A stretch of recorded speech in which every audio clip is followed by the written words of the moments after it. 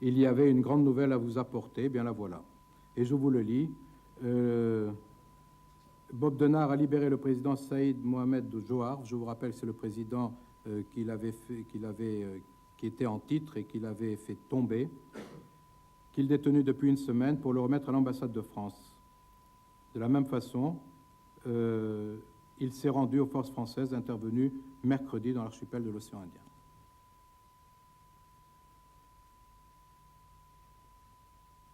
Bonjour, Monsieur le Ministre.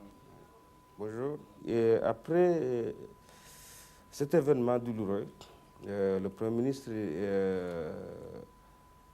donne un article de la Constitution, lui donne l'intérim du président de la République, s'est concerté avec un certain nombre de partis de l'opposition qui ont rejeté l'agression de M. Bob Denard.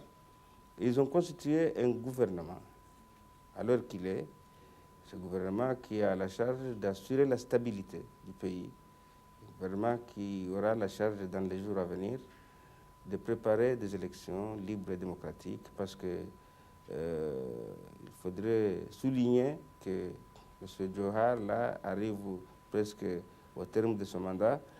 Dans 5 mois, il devrait y avoir des élections présidentielles aux Comores, et je pense que c'est l'un des déterminants internes de ce coup d'État, c'est-à-dire bloquer le processus démocratique déjà en cours et imposer un gouvernement qui sera à la solde des mercenaires et de M. Bob Denard, un gouvernement de marionnettes en fait.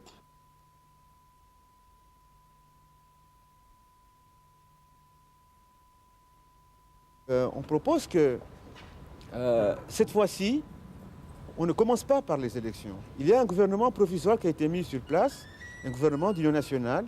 Ce gouvernement peut continuer à gérer donc les affaires courantes et peut et doit organiser donc des élections législatives pour qu'on constitue un parlement qui joue dans les premiers temps un rôle de constituante.